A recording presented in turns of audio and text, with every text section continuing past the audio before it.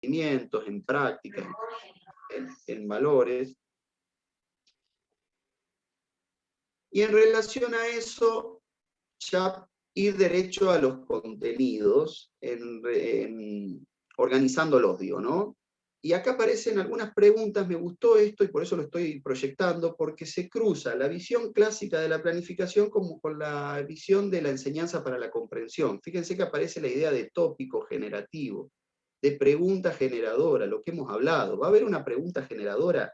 Esa pregunta generadora, ¿será una excusa para otras nuevas preguntas y otros nuevos abordajes y otras nuevas prácticas? Porque ni hablar que si es una pregunta generadora estaría bueno que no sea por sí o por no. Pero quizás sea una pregunta generadora que después del proceso se termina respondiendo, ¿sí? Pueden optar, fíjense, por más de una posibilidad. En lugar de una pregunta generadora podemos partir, como vimos el otro día, de una problemática determinada, de un caso, de cierto dilema, como plantea muy reducidamente el escape room, que no sabemos que no es una propuesta educativa, pero juega con esa lógica, digo. Puede ser el ámbito de una experiencia por parte de los estudiantes, por supuesto que va a llevar por ese lado, cierto acontecimiento comunitario, personal, histórico. Después vendrán los objetivos, así lo proponen acá, como forma, como vimos el otro día, de orientar los procesos de enseñanza y de aprendizaje, pensar en ciertos logros y en relación, bueno, a capacidad. Ahora, en cuanto al diseño de actividades, lo charlábamos el otro día. Yo creo que en una planificación que es clara, que está hecha con mucho criterio, se ven dos cuestiones en el plan de clase, en la actividad, digo. De acuerdo, digo, en la secuencia de actividades, eso quiero decir, en el diseño de las actividades. Se ve lo que hace el docente y lo que hacen los estudiantes. Se ve minuciosamente cada elemento. Les repito, vayan al libro de Ruth, a los dos libros de Ruth que están dentro de la bibliografía. Fíjense cómo se redactan ahí, qué hace el docente, qué hacen los chicos. Bueno, acá hay algunas cosas que están fundamentando este diseño de actividades, que permiten crear un ambiente de aprendizaje, que le dan continuidad ni hablar a la propuesta, que tiene que ver con, como decía recién, con las acciones que va a realizar el docente, pero también de los estudiantes. La diversidad, pensar en términos de diversidad estas actividades, ni hablar que importa y mucho. Y bueno, y por supuesto que van a entrar en juego ciertas condiciones que uno decida. Se van a agrupar para trabajar en algún momento, se van a agrupar y van a tener, ¿cuánto va a influir el espacio, el ambiente en el cual se desarrolla la propuesta? Si yo no tengo sala de música y los tengo a todos sentados, uno atrás del otro, mirando la nuca, como me pasa en la mayoría de mis clases que doy en primaria, hay ciertas cosas que van a condicionarse lamentablemente, ¿sí? Por supuesto que esas cosas uno tiene que tratar de cambiarlas, a veces lleva mucho tiempo. En mi caso ya tuve, después no tuvo, y ahora hace como 5 años que vengo peleando de nuevo por un espacio propio. Pero también de los materiales y los recursos, que muchas veces dependen del espacio. Entonces, los agrupamientos tendrán cierto grado de condición de acuerdo a otras cuestiones, repito, los materiales, los recursos que se van a utilizar, el espacio en sí. Eso por un lado, esto se lo puedo pasar, pero digo, es un poco más de lo que habíamos visto. Y después también le quiero compartir, a ver si es esto. Sí. Lo mismo, pantalla completa. Y ahora les comparto. Ahí. Avísenme cuando se vea. Hago mal, no sé si hago mal porque si lo hago, a ver, en realidad, como muchas personas no se dedican a ver la bibliografía o ciertas cuestiones que tienen que ver con lo que vamos abordando, por ahí quiero dar, no lo puedo ampliar, no sé por qué, ahí. En el aprendizaje musical de los niños, fíjense, página 27, Malbrán, vuelvo a este libro, ¿no? Malbrán habla de cómo redactar objetivos. Entonces dice que demanda del docente el manejo de técnicas que faciliten expresar ideas de manera clara, comunicable, que pueda dar cuenta de las intenciones, propósitos, muchas cosas que el otro día se dijeron, ¿no? Cuestiones observables, francamente observables. Miren la palabra que utiliza. Muchas veces desde acá, no muchas veces, son elementos claves para definir la evaluación. Son los indicadores. Cuando ella está diciendo que quiere ver aspectos francamente observables, se está refiriendo a eso. Si yo digo, atención a la hora de escuchar, voy a plantear ese criterio. Ahora, ¿qué indicador me va a dar eso? Escucha y se pone a hablar con el compañero de al lado. ¿Sí? Ahí, ¿qué es lo que francamente yo observo ahí? Escucha y se pone a hablar con el compañero de al lado. Entonces no escucha. ¿Sí? Entonces, en ese sentido, participa activamente en cada actividad de ejecución. Ah, perfecto, sí, lo estoy viendo. Juancito, Martita está haciendo tal cosa, Pedrito, etc. Para que un objetivo se considere correctamente formulado en el contexto de la situación de aprendizaje, debe contener especificaciones del tipo de las señaladas en la siguiente tabla, dice ella. Y miren lo que muestra esta tabla, que yo creí conveniente hoy presentarla, a pesar de que ya la tienen, la pueden ver y demás, o la habrán visto, porque apunta a cuestiones muy específicas de la evaluación. Descripción de la acción que se espera del alumno. Podríamos agregar muchísimas más, ¿no? ¿Qué va a hacer? ¿Va a ejecutar corporalmente? ¿Va a traducir gráficamente? ¿Va a discriminar auditivamente? Contenido a través del cual se pondrá en juego dicha acción. Ejecutar. Entonces, si yo a eso, después lo vamos a ver bien, lo llevo al término de los criterios, ejecuta corporalmente el ritmo propuesto por el docente. Ejecuta de manera parcial el ritmo propuesto por el docente.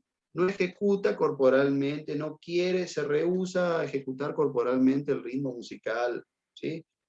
Las frases musicales, los sonidos largos y cortos, discrimina con dificultad los sonidos. Fíjense si le cambiamos el tiempo verbal, ahí aparece una idea muy concreta de lo que son los criterios y los indicadores de la evaluación, que al fin, que no es lo más importante de la evaluación, es todo importante como en el plan de clase, pero son por ahí las cuestiones más visibles que van a responder, por supuesto, primeramente a la lógica, a la concepción que nosotros tenemos de la evaluación. La referencia a los elementos de la situación de aprendizaje. Ejecutar corporalmente, el tiempo de un trozo musical, en dos grupos que actúan alternadamente. Traducir gráficamente, ¿qué cosa? Frases musicales, ¿qué hacen? Fíjense acá cómo lo plantea, frases musicales iguales o diferentes, atendiendo al cambio o repetición. ¿Sí? Acá ya entran en juego los procesos cognitivos, entran en juego los contenidos, entran en juego sobre todo los procedimientos, entra en juego una mirada de la comprensión, determinación del criterio de aceptabilidad mediante el cual se jugará el rendimiento. Miren esa palabra, criterio. Criterio de rendimiento. ¿Qué patrones se utilizan para estimular la medida en que los alumnos alcanzarán el objetivo? Para estimar. Ejecutar corporalmente el tiempo de un trozo musical en dos grupos que actúan alternadamente. Ante tres propuestas de diferente velocidad y sin error. Y ahí uno irá complejizando en ese sentido. Quería mostrar esto, después por supuesto que se pueden detener ahora que están planificando, como para que quede bastante explícito en sus planificaciones estos aspectos, así como otros que vamos a ver hoy de la evaluación. Vamos a ver que hay un montón de herramientas para evaluar, y así como de componentes, y muchas de ellas muchas veces facilitan la tarea de evaluar, de alguna manera. Así que bueno. Esto Profe, tengo por una un pregunta. lado. Ahora sí, Mariano, sí, escucho. Nada, Decime. me gustaría saber cómo usted incluiría por ejemplo, el caleidociclo a una clase. O sea, ¿cómo lo incluiría? ¿En qué, cuál sería el objetivo? No sé, para tener una idea, porque estábamos como media perdida en eso.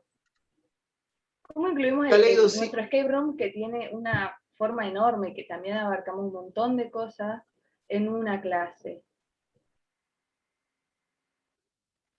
No incluirlo todo es una opción. Incluirlo como disparador es otra. Algún elemento, ¿no? Alguna sala. Incluirlo y dejarlo, por eso digo, una parte y dejarlo planteado para seguir jugando en casa, tiene que ver con lo que hablábamos el otro día, que es, en términos del el plan de clase tiene sus desventajas, una de ellas es el tiempo. Uno sabe que una clase empieza y termina, un plan de clase empieza y termina en esos 45 minutos. Sabemos que no empieza en el minuto cero, empieza muchas veces de la clase anterior. ¿Sí? En el caso de ustedes no lo piensen así.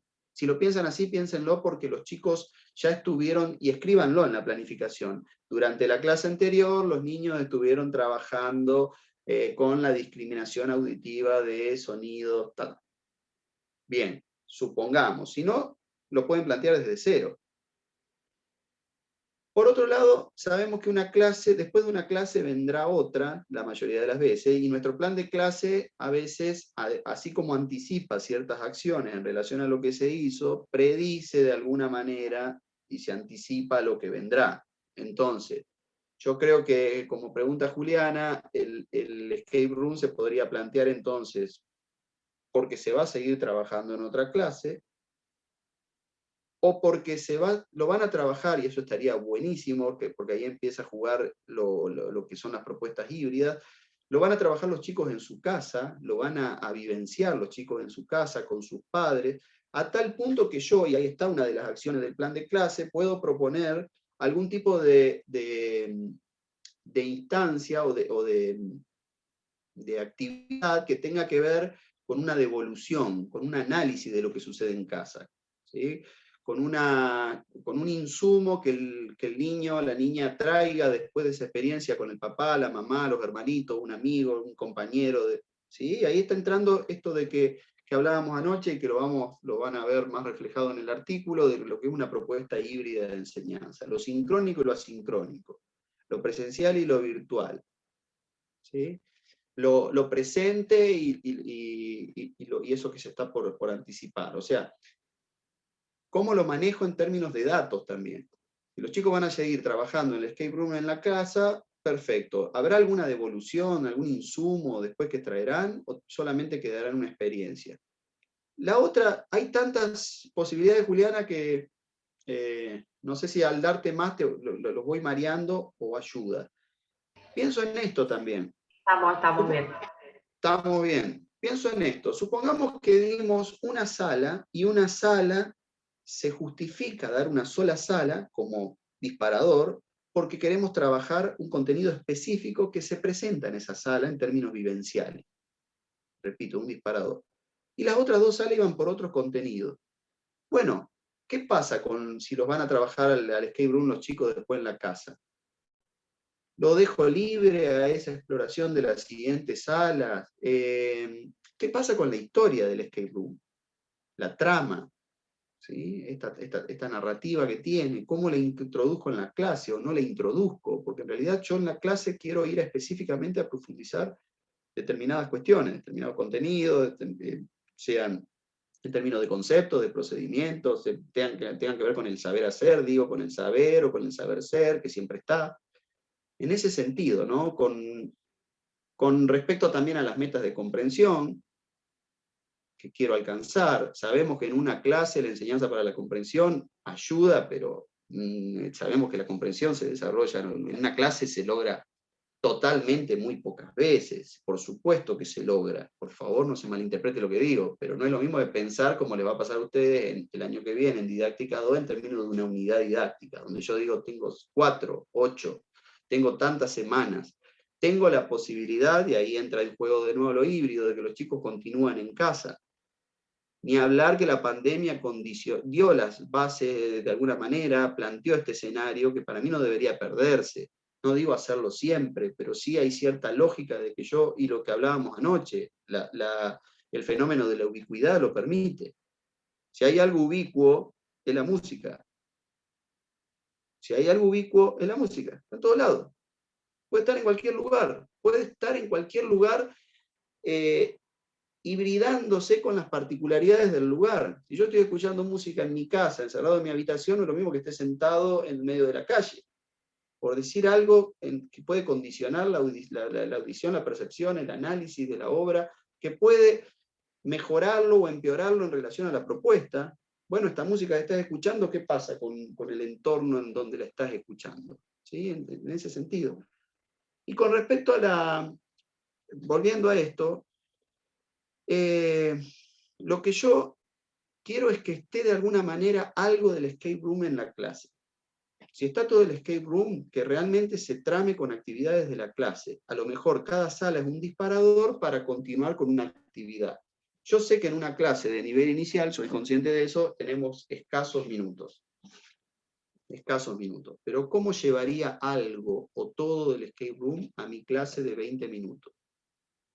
¿Quién exploraría la primera sala, la segunda sala? Lo hace el docente con los alumnos. ¿Qué le agrego? ¿Qué componentes le agrego al escape room que no los tiene? Una pregunta, que no los tiene, digo, en términos de lo que yo voy a considerar en mi clase. Agrego una pregunta, agrego ¿sí? alguna determinada actividad en particular, porque estoy en la sala de música con los chicos y tenemos instrumentos, porque estoy en la sala de música con los chicos y pude condicionar el espacio, entonces lo que pasa en el escape room lo llevo al espacio y ya trabajo determinado contenido en ese espacio. Repito, puede ser en una sala, en dos, en tres. Estaría bueno de que si lo consideran acciones futuras con el escape room, las dejen planteadas al final. Así como les pido una fundamentación, y todos los otros componentes que vimos el otro día, estaría bueno que haya una aclaración, un anexo, si quieren anexo. En clases posteriores se pretende que un raconto en ese sentido, y nos vamos a tomar, sabiendo que estamos viendo plan de clase en didáctica 1, nos vamos a tomar el trabajo de una clase. Pero que en términos de planificación esa clase esté terminada. Hablando de eso, me olvidé decir una cosa muy importante de esta tarde. Me fui por la rama y me olvidé de eso. Esta tarde vamos a trabajar en grupos a la tarde. Si a mí me queda algo pendiente de la mañana, que a este ritmo va a quedar algo pendiente, terminaremos eso, media horita, 40, y el resto de la tarde vamos a armar 4 grupos, 4 salas grupales, digo, pero que no estamos todos juntos. Entonces, como hemos hecho en algún momento, armamos 4 salas y yo les voy a compartir 4 documentos de Google colaborativos. Estaría bueno o que ustedes me los compartan a mí, con la planificación. No sé qué prefieren. Me parece que si ya empezaron a planificar, me lo compartan ahora el documento. Sí, para mí va a ser mejor que ellos nos lo compartan a nosotros. Para mí es mejor. Para poder entrar hoy a la tarde en la sala, en los grupos de trabajo y charlar algunas cosas. Yo creo que la clase de la tarde de hoy sea una clase donde repensamos entre todos un poquito la planificación, vemos algunas cuestiones, ayudo en ese sentido. Ustedes saben que para mí los procesos de producción tienen que tener su andamiaje, porque está el docente mediando o porque hay distintas ayudas como he dado en el año. Entonces yo eso, no esperen que la semana que viene, a lo mejor esperaban eso, el 1 de julio alguien exponía su planificación y yo le decía, está mal escrito. Sí, pero profe, no tuvimos una instancia previa donde vos nos dijiste, ¿sí? A eso me refiero. Quiero tratar de mostrar en acción. Las personas se miden por las acciones, no por las palabras. Entonces por ahí trato de ser coherente conmigo mismo, aunque creo que ninguna persona termina siendo nunca coherente, del todo coherente con lo que profesa. Pero digo, ya que estamos en la didáctica, ya que estamos hablando de tantas cuestiones, llevarlas a las acciones. Bien, Mariano. ¿Alguna otra duda, Juliana? No sé si ayudé, si empeoré la situación. No, ayudaste, gracias. Es que estábamos como con esto que te digo, que era muy grande y no sabíamos cómo abarcarlo o achicarlo de alguna forma. Otra cosa más les digo.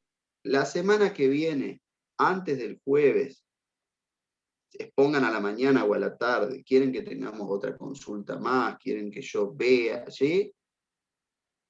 Totalmente, yo creo que en los errores, en los ejercicios, en las revisiones, se aprende, no hay otra. Yo lo considero así. No esperen de mí que yo a lo mejor digo que dije una cosa, no la dije, y después ustedes la hicieron como no debían, y ahí ¡pac!, les bajo caña. ¿Sí? Justamente estamos hablando de la evaluación.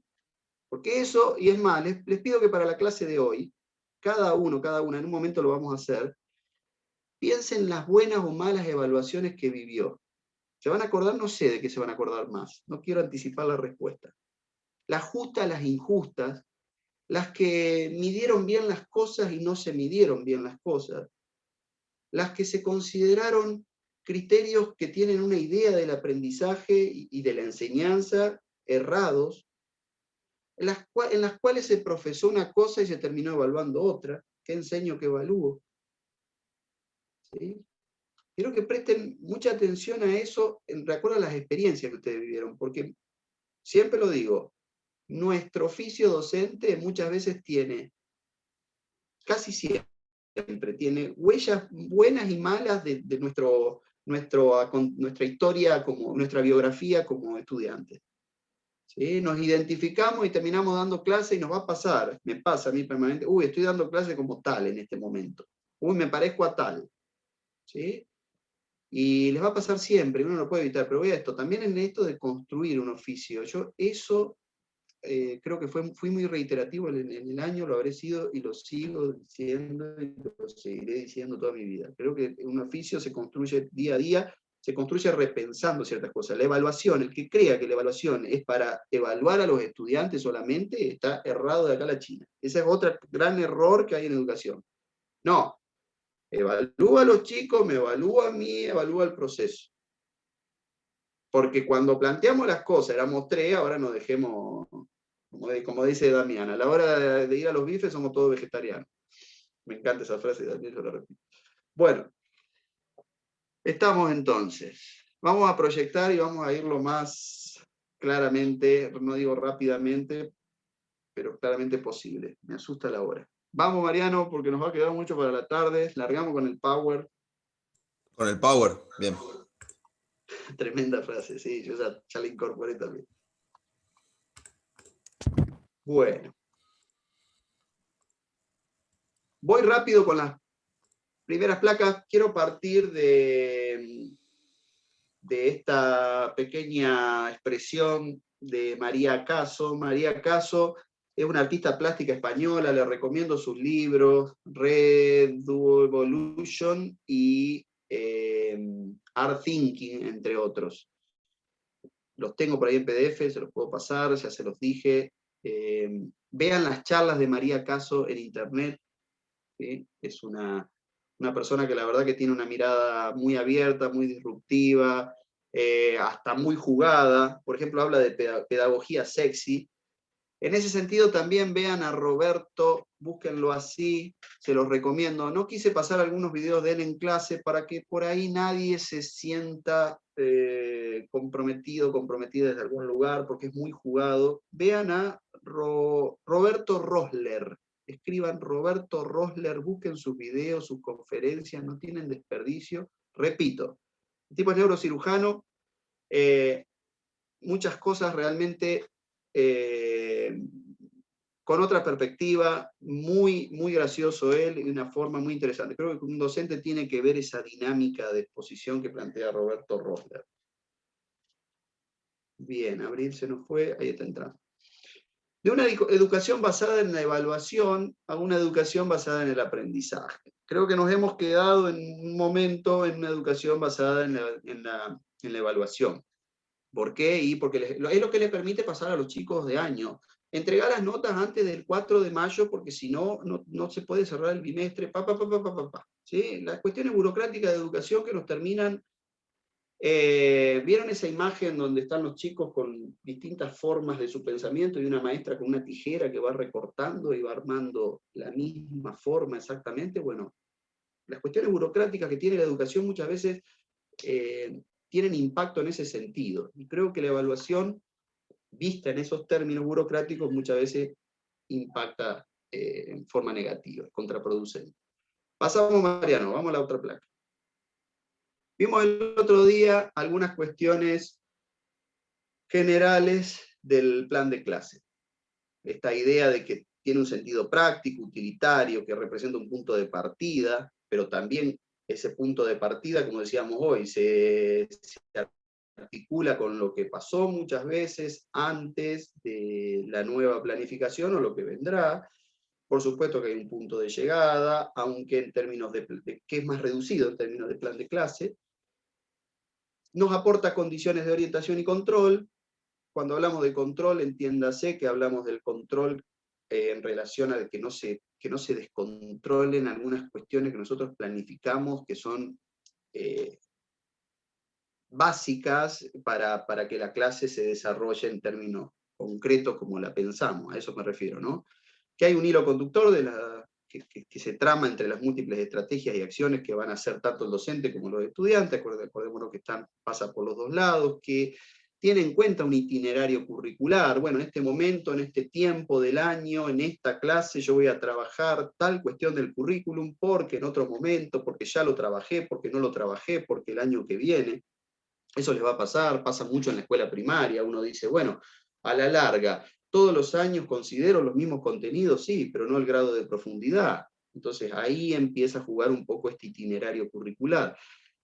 Porque plantea una dirección de la enseñanza y del aprendizaje, y una concepción, ahí podríamos agregar esa palabra también, porque tiene ese modo sistémico, por eso lo que hablábamos recién, y también sistemático, de alguna manera, y como dicen, porque favorece algunos procedimientos que tienden al desarrollo de las habilidades, ¿no? Cuando su finalidad es formativa, la clase y la evaluación, debe proporcionar, hoy vamos a hablar de esa palabra, formativa, debe proporcionar información que posibilite no solo identificar dificultades y errores, sino también, y muy especialmente, comprender sus causas. Creo que ahí está, o sea, si yo voy a identificar errores, veo qué hago con el error. Si al error lo termino estigmatizando, lo que venimos hablando es una opción. Si al error lo utilizo como una oportunidad muy valiosa del aprendizaje, acuérdense de este famoso video, los videojuegos enseñan mejor que la escuela, que en algún momento les recomendé. Bueno, tendré otra idea del error, tendré una información del error, ¿sí? Podré atender a las causas que lo produjeron, mejorar así la enseñanza. Entonces, esta mirada dual, ¿no? Desde la enseñanza y desde el aprendizaje de la evaluación. Los objetivos, como decíamos hoy, como ese elemento transversal de la planificación, tener presente que no todas las clases tienen una misma estructura. Hoy esto lo quería recuperar de lo que planteaban hoy respecto a las posibilidades de incorporar el escape room, y no tienen un algoritmo rígido siempre igual, ¿sí? Eso sucede en Google, pero no sucede en las clases.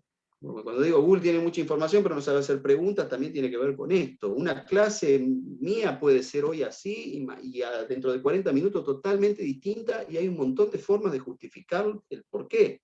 ¿Sí? Por supuesto que son subjetivas y que tienen que ver con nuestra tarea. Va a influir, por ejemplo, si se trabaja un contenido nuevo, si es una ejercitación o consolidación. Si yo en la clase pasada estuve exponiendo un montón cierto tema por algún motivo que lo amerita. Bueno, la clase que viene, vamos a las actividades de ellos, que en realidad no debería ser tan así si estamos hablando de primaria y ni hablar de nivel inicial, pero me refiero, ¿qué profundizo en esta clase? La reflexión, más que la audición y la reflexión, más que, por ejemplo, alguna instancia que tenga que ver con la ejecución, o que tenga que ver con la improvisación. Planteo la improvisación como el principal hilo conductor de la clase, y es a partir de la improvisación desde el cual devienen procesos de reflexión. ¿Sí? Fíjense que las lógicas son muchas, y eso es lo maravilloso de la enseñanza. Acá no hay algoritmos, acá no hay una máquina que termine armando una clase. No hay una inteligencia artificial que pueda hacerlo. Esperemos que nunca la haya.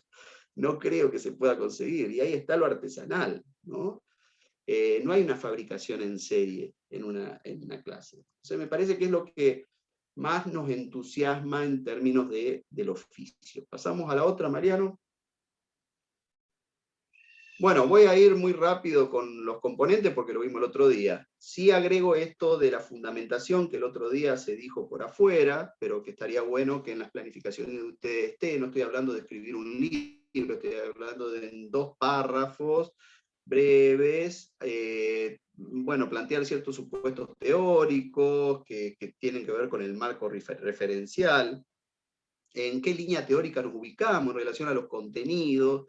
Puede aparecer, ¿por qué no?, cuestiones epistemológicas. Justamente Ruth hablaba ayer de obstáculos epistemológicos, y lo charla, digo, lo escribe y lo especifica en su artículo. Cuestiones curriculares, cuestiones didácticas, filosóficas. Creemos que trabajar la percepción multisensorial, para mí, o para nosotros, la percepción multisensorial es muy importante, porque tal como lo afirma Tal, condiciona, mejora los aprendizajes en relación, entonces lo fundamentás, ¿sí? Yo creo que la fundamentación tiene, ni hablar que tiene relación con las intenciones, con los propósitos que el docente quiere alcanzar, con esta intencionalidad del proceso, y también ni hablar con los objetivos, que le dan, como dijimos el otro día, cierto apoyo al propósito, que tiene que ver con lo que los alumnos son capaces de hacer, y ahí aparecen los criterios que se pueden apreciar y que se pueden evaluar, como decíamos hoy, esos avances, esos logros, esos problemas.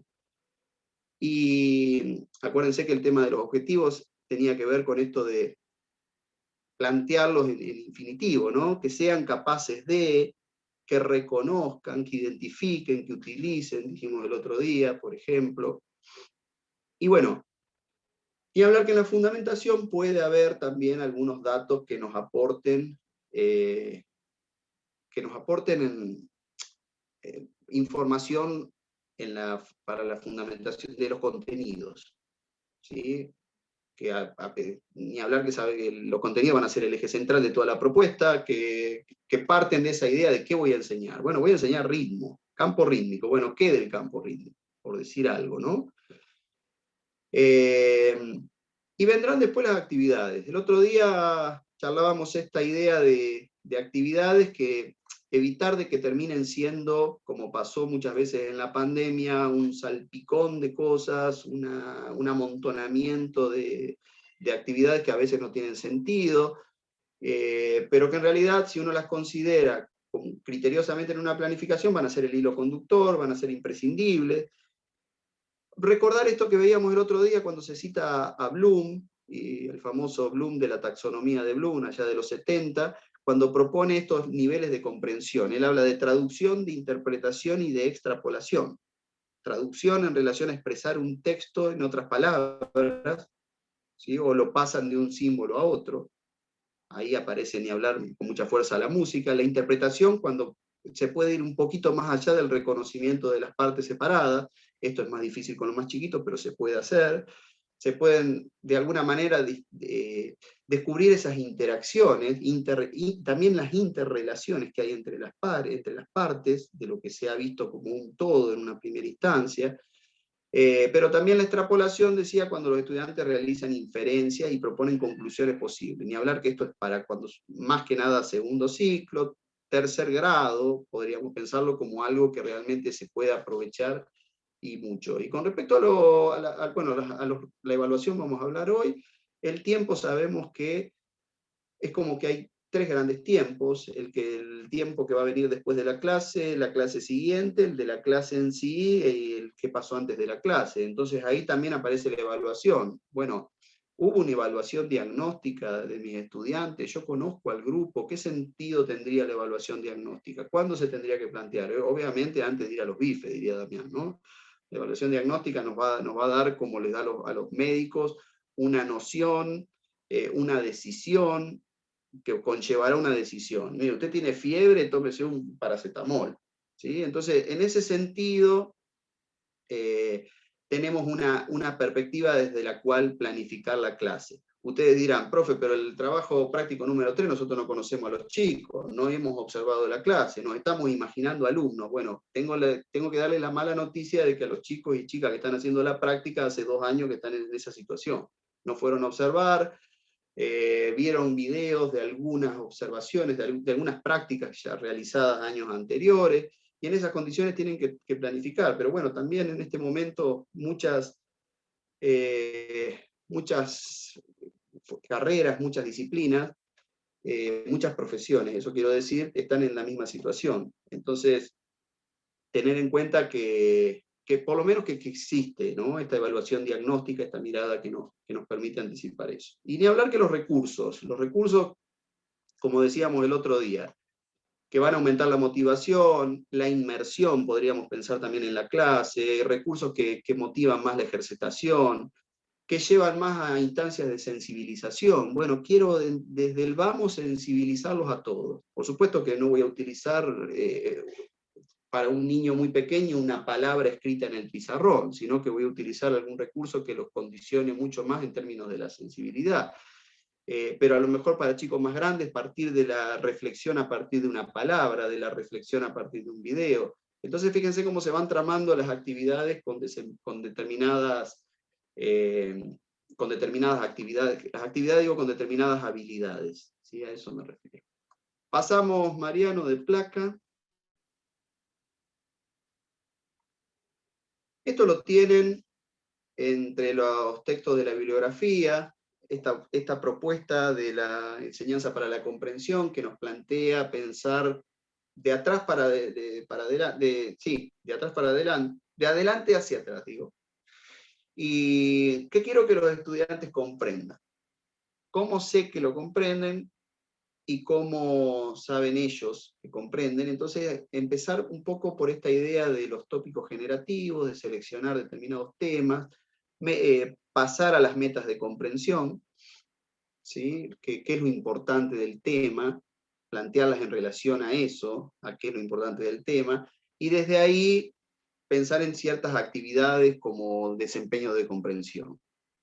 ¿Sí? ¿Qué voy a pedir que hagan? ¿Qué voy a hacer yo? Ahora, fíjense dónde aparece y cómo aparece la evaluación.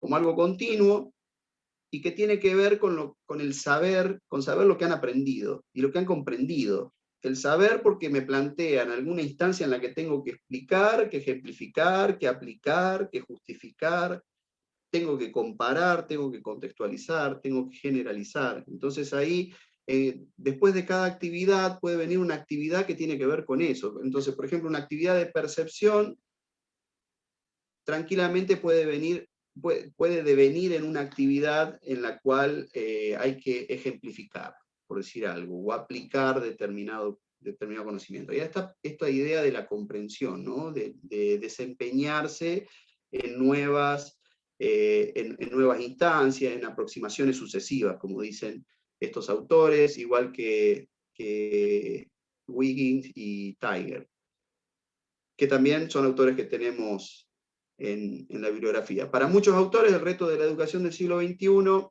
es que los estudiantes aprendan a aprender, esto del aprender a aprender, o sea, tendríamos de alguna manera que brindar estrategias básicas para que ellos puedan descubrir el conocimiento de manera creativa. Yo creo que eso es esencial en el siglo XXI, lo venimos diciendo de la primera clase cuando lo escuchamos a Michel Serres, que nos dice, tenemos más información que cualquier persona en la historia de la humanidad. Lo único que nos queda es inventar. ¿Sí? Lo plantea en su libro Pulgarcita, y me parece que eso es es muy importante, es esencial, porque hay más información en Google, en el celular, que en nuestra cabeza. Entonces, ¿qué hacemos para que todo eso tenga sentido? Entonces, está bueno pensar de manera creativa y planificar de manera creativa, involucrar a los chicos de manera creativa, tiene que ver también, por eso les planteamos esta idea de la planificación por productos culturales, ¿no? Para tenerla en cuenta a futuro. Mariano, pasamos a la siguiente y ahora vendría el video, que por ahí tengo mis dudas que me coma la clase. No dura tanto tiempo, pero yo creo que está bueno verlo todos acá para ver si podemos hacer algún tipo de reflexión, estaría muy bueno, y sobre todo con lo que se muestre después a la tarde. Así que sí, vamos a verlo. No sé si hacer como hicimos una vez, que lo pasamos más rápido para que se entienda, pero no me acuerdo la velocidad. Vamos a verlo. ¿Qué hago? ¿Lo dejo normal entonces o lo paso más rápido? Déjalo normal, porque no sea cosa de complique después la lectura. Déjalo normal. At the conservatory in Boston, I have a class on Friday afternoon. People come from all over the world and they're excited to be there and they're eager to learn, you know. But what's really going on, they're saying, Am I better than her? Am I better than him? I know I'm better than her. I don't think I'll ever be as good as him. I hope I can be as good as her. They're constantly comparing and they're measuring. And when they come out to play, let's say the violin, it looks as though there's one person playing the violin, right?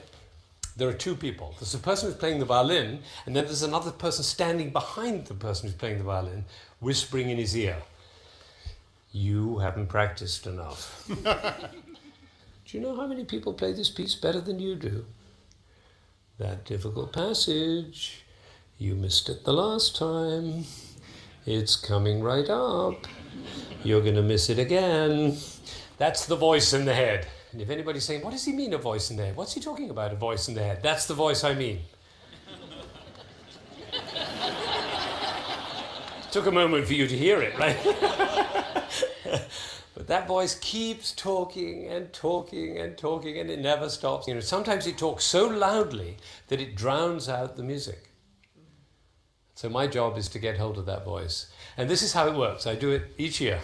I come into my class at the beginning of the year, and there are about 40 students in my class, and I say, after a little bit of housekeeping, I say, your grade for the year is an A.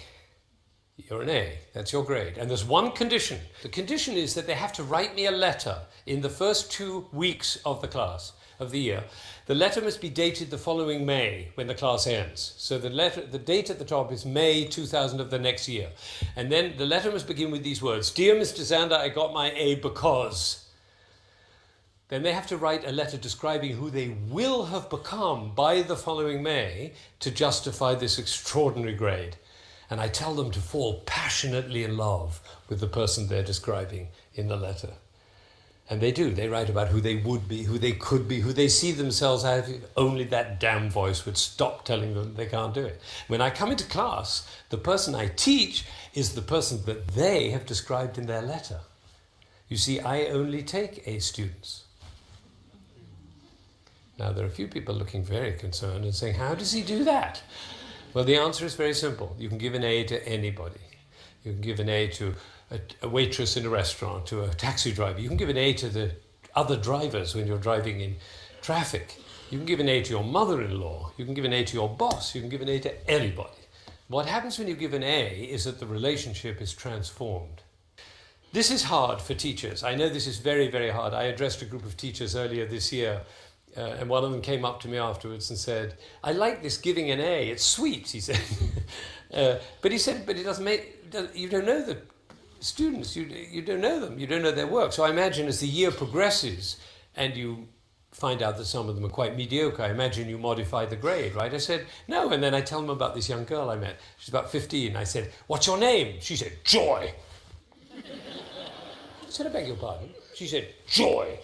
Now, should her parents modify her name? No, because we don't give children a name as an expectation to live up to. We give children a name as a possibility to live into.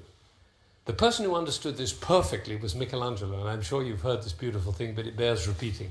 Somebody asked Michelangelo about sculpting, and he said, oh, sculpting is easy, because you have a piece of marble. Inside the piece of marble is a beautiful statue. All you need is a hammer and a chisel just to get rid of all the stone that's in the way. And then that's actually a theory of education. It's, of course, not the one we use. The one we use, we're up here, the students are down here, and they try to get up and they do their homework and they work hard and they study and they work as hard as they can, and this is as far as they get. This is the gap between their achievement and our standards. And of course they're very manipulative because they know what we want to hear so they can get up a little higher. Michelangelo's model is totally different. It's eye to eye. We each have a hammer and a chisel and we're working to get rid of all that stone that's in the way of that beautiful statue. It's a totally different world. It came home to me very powerfully one day. This was the first year I'd ever done this with the A, and I was really excited about it. I came into class, and I said to all the class were there, and I said, what does it feel like to get an A in the first class of the year? I mean, you haven't done anything, you get an A. What does that feel like? To my amazement, one of the Asian students put up his hand like that. Forgive me for my attempt at his accent. He said, in Taiwan, he said, I was number 68 out of 70 students. I come to boss, Mr. Zander says I'm an A. It's very confusing, he said. I am number 68 out of 70. Mr. Zander says, I'm an A, but I am number 68. I walked 3 weeks, very confused. Then one day I discover much happier A than number 68. I decide I'm an A. I call that cosmic laughter. That's not head teacher's laughter, that's cosmic laughter. Because what you're laughing at is the realization, of course, that the A is invented, the 68 is invented. We might as well invent something that lights up our life and the life of the people around us. I don't know if you know this, but in America, in our music schools, we have about half our students from Asia. From China and Japan and Korea and Taiwan and Singapore and all these places. And they play fantastically well. They're great. They win the competitions, but they don't speak up in class. And I found out why. I actually asked them, I said, what is this about? And they explained to me, they said, Mr. Zander, you have to understand, in Asia, it's very important to be right. The teacher is always right. And the students try to be right. And as one of these young ladies said, the best way to be right, Cortamos ahí, Mariano. and you won't be wrong. Miren, mitad video, ¿eh? Yo sé que todo el mundo quiere terminar de verlo, lo tienen disponible. Es más, pasarles ahora el enlace, va a estar en el Power, pero pasáselos ahora acá en el chat, Mariano, para que lo terminen de ver a la tarde. Hay muchísimas cosas más para rescatar. Por supuesto que hay una, por eso lo paso hoy, hay una mirada de la evaluación. Ojalá hayan escuchado algunas cosas que les hayan sonado de las primeras clases, cuando yo decía, quiero armar una comunidad de aprendices. ¿Sí? Quiero tener la posibilidad de que construyamos juntos muchas cosas. Quiero generar esas posibilidades, quiero tratar de demostrar que lo único que tengo son algunas canas más y unos cuantos pelos menos, pero me falta muchísima experiencia y muchísimas ideas, a lo mejor como que pueden aportar todos podemos aportar, y creo que eso va en cada uno. Cuando les dije todos empiezan con un 10, tenía que ver con esto también, que es algo que también repite en las prácticas Sergio, que en realidad los profes los consideramos, la mayoría así, en esto de decir, yo creo que puedo ser el mejor, y que hoy puedo dar lo mejor y doy lo mejor.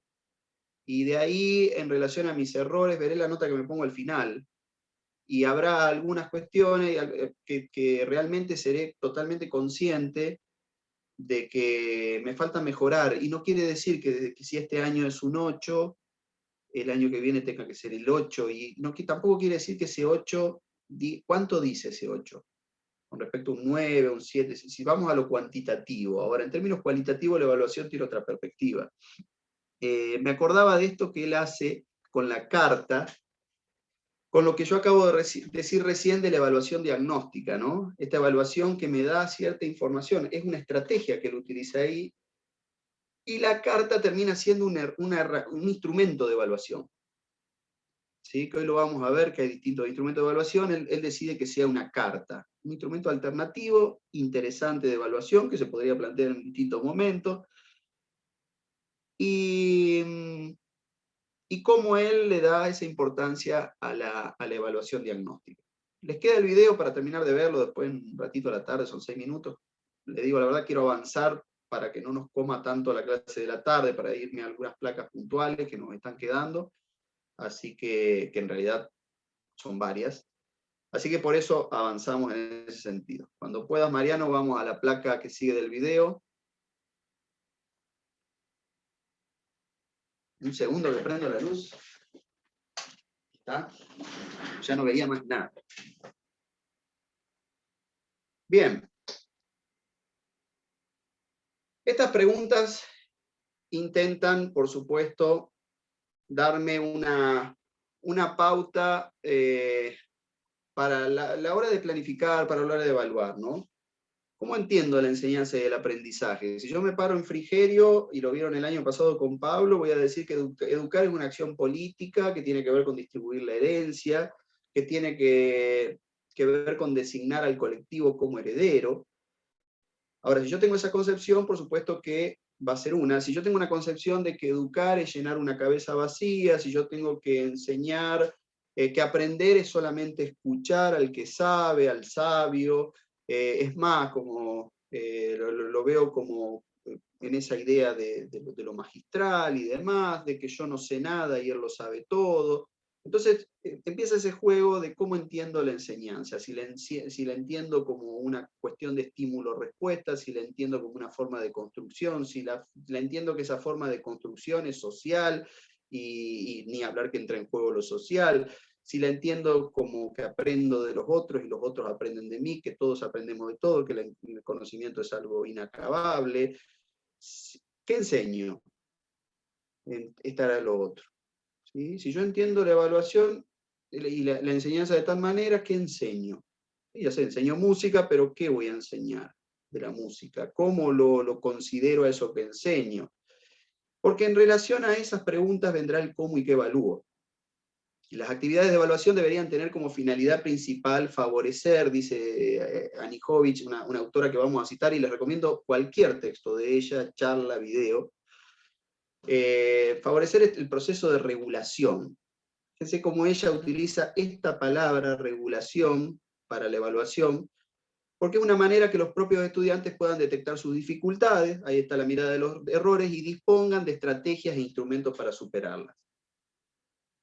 La evaluación no se asocia a esta función reguladora, por lo general, dice Anijovic, sino solamente a la de calificación y selección. Y fíjense cuánto de verdad tiene, y si nos vamos a nuestras experiencias como estudiantes, cuántas veces la evaluación fue eso.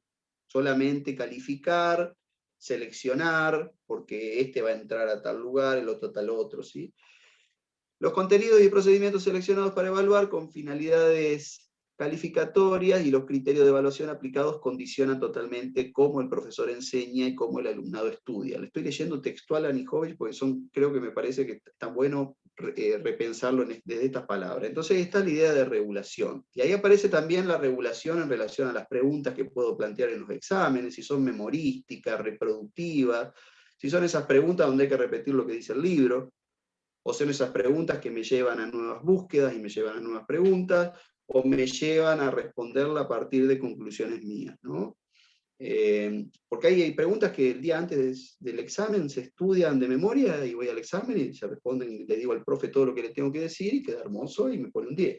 ¿Sí? Sabemos que eso pasó muchísimas veces. O me las escribo en un machete y punto. Ahora, yo me acuerdo cuando era estudiante, me pareció una de las primeras percepciones que tuve de la enseñanza, no sé, ahí capaz que ya estaba el bichito dando vuelta de la enseñanza, de las cosas más revolucionarias que me parecieron como estudiante fue una vez que una seño, no sé en qué grado, la verdad que no me acuerdo, entró y dijo, vamos a hacer una prueba con carpeta abierta.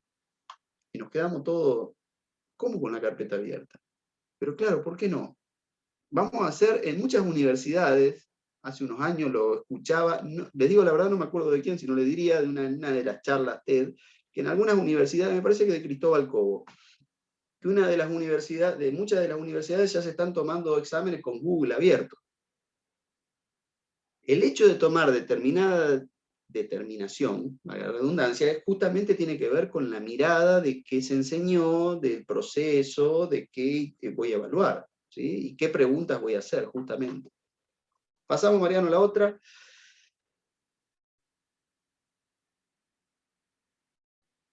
Acá, desde distintos autores, en estos ojos que miran de distinta manera, y verán que están muy presentes los ojos hoy, no sé, vino esta idea en la evaluación, vieron que es algo siempre muy visto, entonces busqué por ese lado. Se habla de la evaluación como una causa de la enfermedad.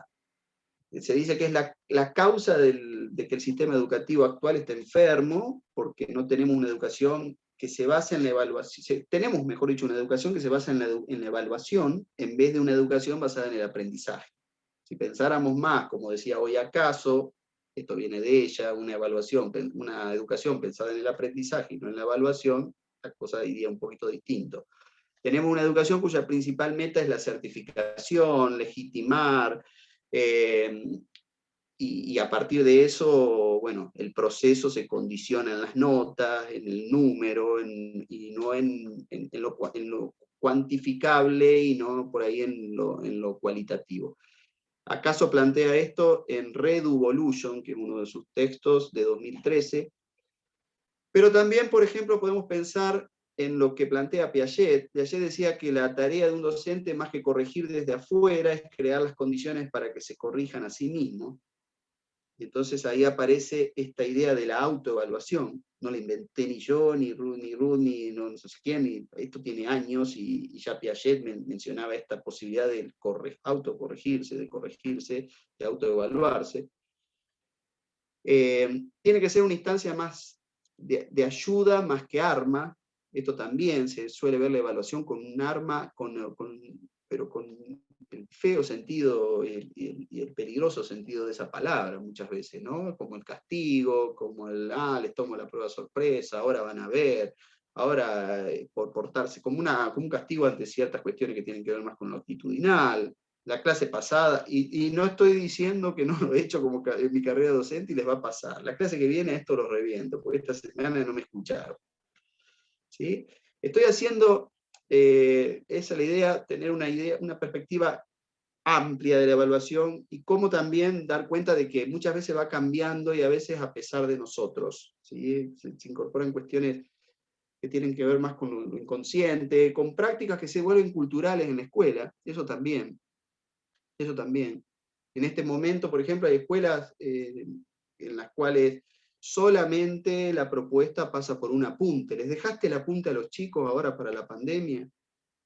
Y bueno, pero el apunte, ¿y por qué no el ver un video? ¿Y por qué no el escuchar una canción? ¿Y por qué no el trabajar con determinada herramienta digital que les permite crear ritmo? No sé, o grabarse, o muchísimas tantas cosas más, o producir una pequeña animación a partir de una música, qué sé yo. Variedad y coherencia con respecto a las formas de evaluación que se deben considerar, ¿no? La idea es, si ya lo pensamos en términos macro, a la evaluación, digo, en términos anuales, y nos vamos a la idea de un plan de clase, o a lo mejor dentro de una clase, decir, bueno, quiero proponer dentro de una clase 2, 3 instancias diferentes para evaluar a los estudiantes, demostrando ellos su comprensión. ¿Sí? Una especie de estilos cognitivos, como habla la enseñanza para la comprensión. Que tenga coherencia, por supuesto, que hoy las nombraba, que respete esas 6 facetas de la comprensión: el explicar, el interpretar, el aplicar, el cambiar de perspectiva, el empatizar y el autoevaluarse. Eso lo plantea Leimonier en el año 2006, tenemos también el texto en bibliografía. Pasamos a la otra, Mariano. En este proceso en el cual el docente se dice que es un buen planificador, un buen enseñante y un buen evaluador, fíjense cómo se da como una lógica ahí. Evaluar comprende un conjunto extenso de procedimientos didácticos.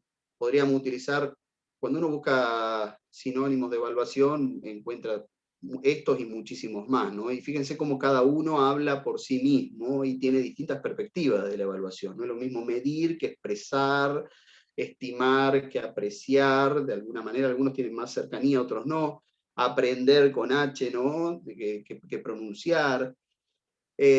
Valorar que acreditar. La evaluación, como lo decíamos hoy, tiene ese carácter multidimensional y muy subjetivo. ¿Sí? Y se extiende en distintos tiempos, a veces en un tiempo muy prolongado. Si uno lo piensa en un año entero, más allá de la clase, a eso me refiero, de una clase, nosotros que abordamos más que nada el plan de clase. Entonces puede pasar que en una clase nosotros establecimos determinados criterios e indicadores de evaluación a partir de las actividades y llevamos a cabo una evaluación, pero bueno, un chico tuvo un mal día por distintos motivos. Y también nos hace pensar, bueno, esos criterios, ¿a dónde apuntaban? Al saber hacer, al saber ser, tenían que ver más con lo que tiene que ver con la comprensión, con desempeños de comprensión, ¿sí? Vuelvo a esto que planteaba hoy. Entonces, por eso tiene cada una de estas palabras distinto grado de significación, pero está bueno considerar, como plantea Nijovic, 2 grandes concepciones de la evaluación. Esa evaluación clasificatoria, que hoy hacíamos referencia, que tiene que ver con seleccionar, comparar, clasificar determinadas cosas, ahí viene la palabra, o mediadora. Una evaluación mediadora es esa que nos va a llevar a observar, a acompañar, a promover ciertas mejoras, ¿no? Que tiene que ver con, justamente la palabra lo dice, con estar en una instancia de mediación entre el docente y los estudiantes, una instancia que el mismo docente genera, promueve, habilita en sus programas y en sus clases. Pasamos, Mariano. La evaluación da cuenta de un proceso humano, dice Anijovic. ¿Sí? Ni hablar. Es un medio de que de alguna manera intenta regular y mejorar, como decíamos hoy, no solamente la enseñanza, sino también el aprendizaje. Esto hay que tenerlo bien claro. Intenta crear de alguna manera jerarquías de excelencia, desde donde podemos decidir el progreso o la trayectoria escolar. Esto lo plantea Perrenoat, que ya lo hemos nombrado. Perrenoat tiene muchos textos que tienen que ver con evaluación, con plan de clase. Aparece esta relación dual, como decíamos hoy, de educador-educando, ¿sí? Estudiante-docente, y tendría que ser, dice Anijovic, un proceso que tenga como 3 tiempos. Por un lado, de la observación de lo que está pasando, el análisis de lo observado. Ahí hay una cuestión, si esa observación es en términos cuantitativos o cualitativos, como pasa, por ejemplo, en una investigación, que por ahí hacen falta más investigaciones en términos cualitativos. Y también ese análisis de los datos genere oportunidades, como decíamos recién, para cambiar los procesos de enseñanza, para mejorar el aprendizaje de los estudiantes.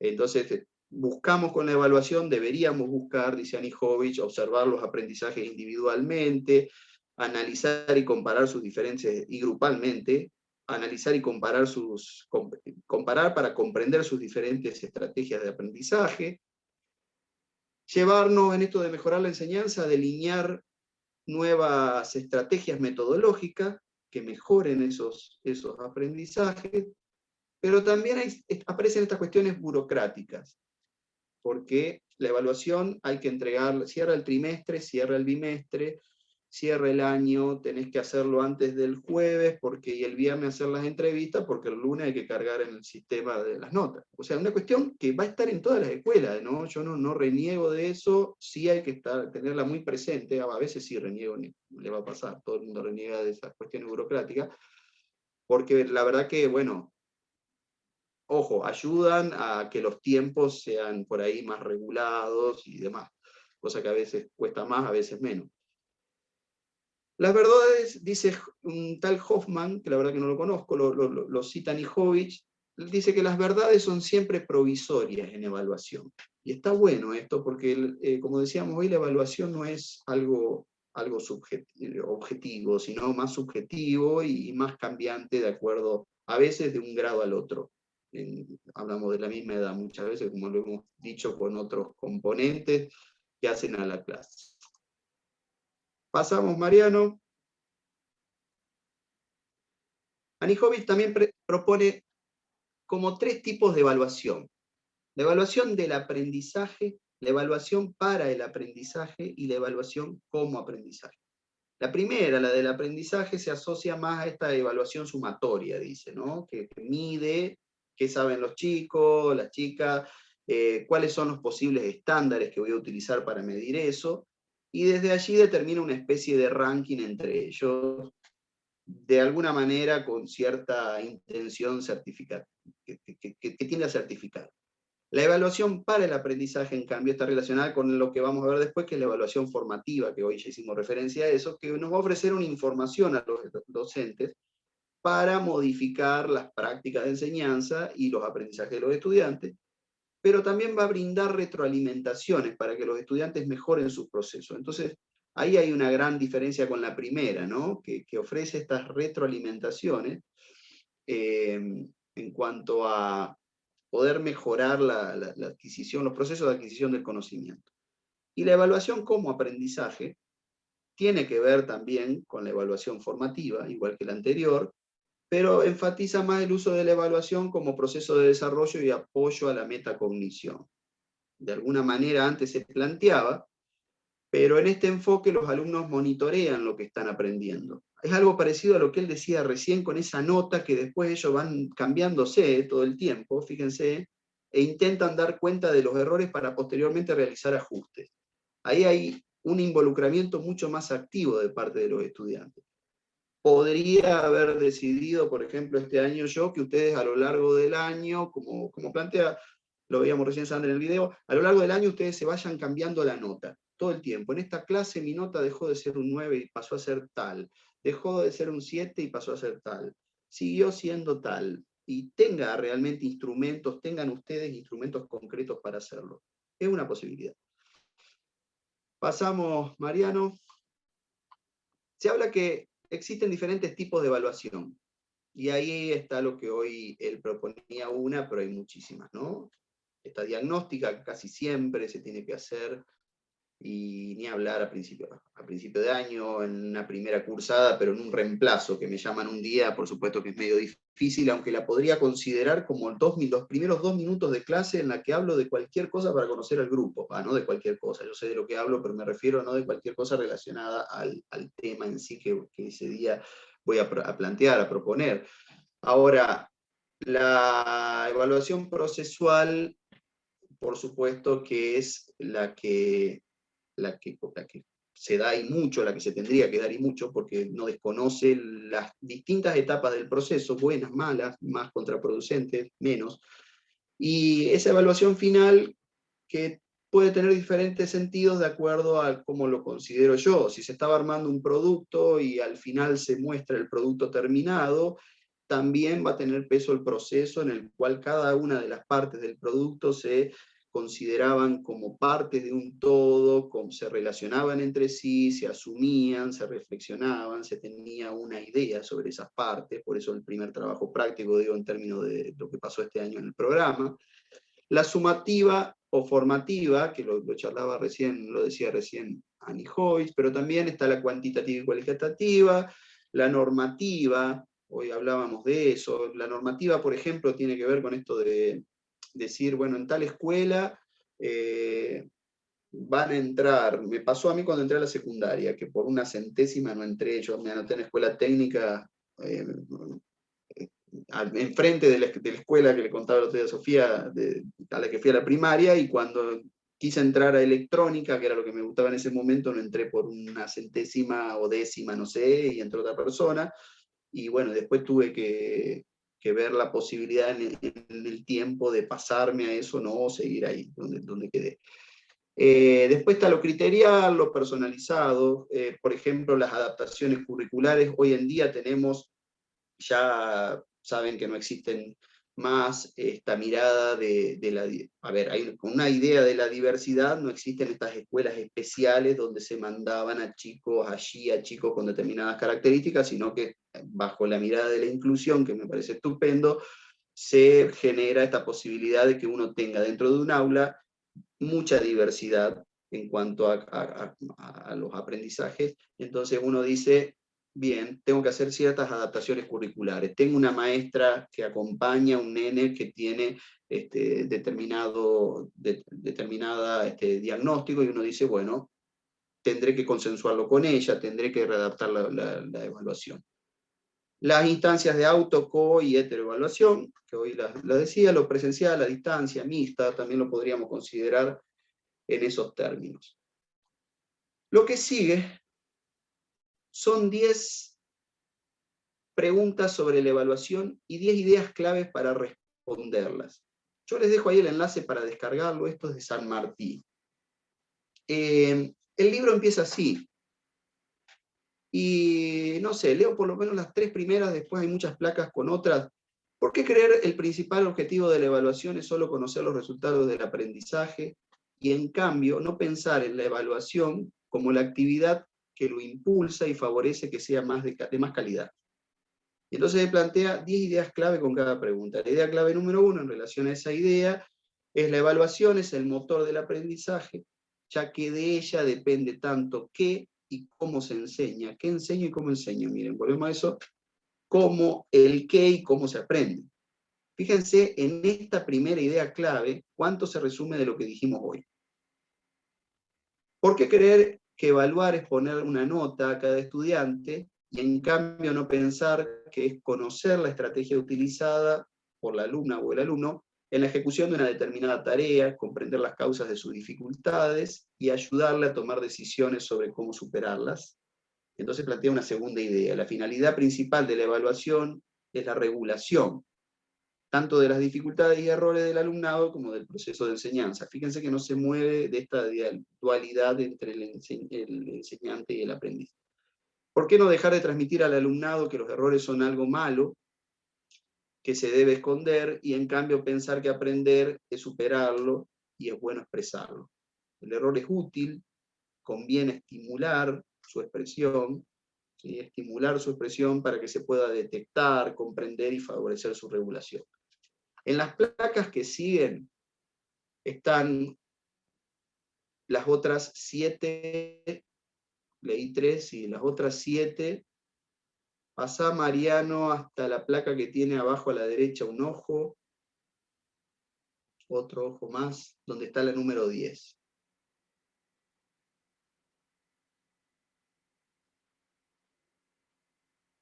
Ya estamos en tiempo. Y termino con esta, hoy seguimos, después seguimos a la tarde un rato más. ¿Por qué pensar que no sirve para nada evaluar nuestro trabajo como enseñantes, sino creer que es el punto de partida necesario para innovar y ser más competentes en el ejercicio de nuestra profesión? Evaluar es una condición necesaria para mejorar la enseñanza. La evaluación debe proporcionar información que permita juzgar la calidad del currículum aplicado, con la finalidad de mejorar la práctica docente y la teoría que la sustenta. Y él termina esta primera parte del libro, después desarrolla cada una de las ideas, resumiendo con estas preguntas. ¿Por qué no dejar de creer que la evaluación solo sirve para indicarnos qué estudiantes fracasan y qué estudiantes tienen éxito? ¿Por qué no pensar que los propios procedimientos de enseñanza y de evaluación pueden ser en gran medida los responsables del fracaso escolar, ¿no? Yo creo que ahí hay una de las tantas cuestiones que inciden en el fracaso escolar, ¿sí?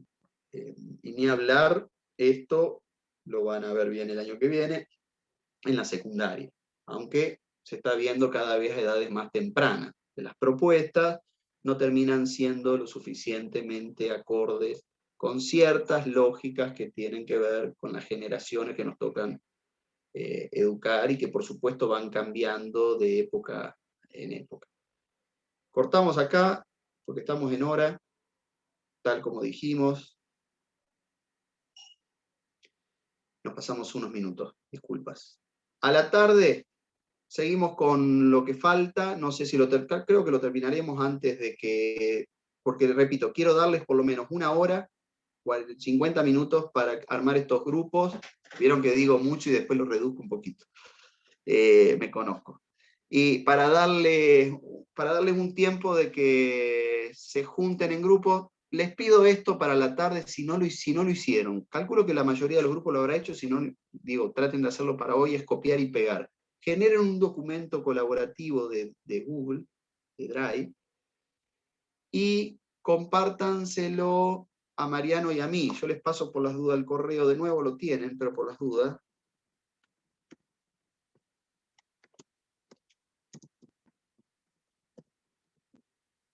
Repito, espera Mariano que te lo...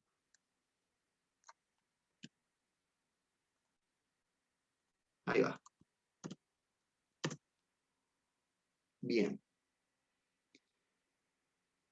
Así yo voy entrando, voy teniendo conocimiento de cómo avanza la evaluación, lo vamos viendo entre todos, la planificación, más que la evaluación, la planificación, va a estar la evaluación dentro de la planificación.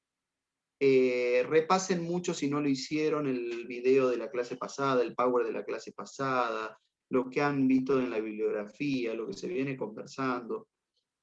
Traten de que sea una instancia, como se vienen planteando todas, una instancia con fuerte carga reflexiva, que a veces no da tiempo de después concretar todo lo que se reflexiona, pero justamente estamos en un proceso de formación, entonces hay ciertas cosas que tienen que decantar. Algunas llevarán más tiempo y decantarán en didáctica 2 o 3, y otras, yo creo, y eso es lo que espero, que haya cambiado su perspectiva de muchas cosas. A mí cuando me enseñaron qué era evaluar, yo hoy cuando armaba este power, las lecturas de la semana que hice para ustedes, yo pensaba en esto, quiero proponer como, no siempre, y no lo estoy diciendo en términos de la universidad solamente, también en la secundaria, en la primaria, no siempre profesaron mis profesores qué era la evaluación, ¿sí? Esto de qué se dice y qué se hace. Entonces, ¿Cuál es la idea que tenemos de la evaluación? ¿Cómo la profesamos? ¿Cómo la ponemos en práctica? ¿Cómo generamos esos espacios de evaluación? Nos vemos con los grupos que quedamos a la tarde. Voy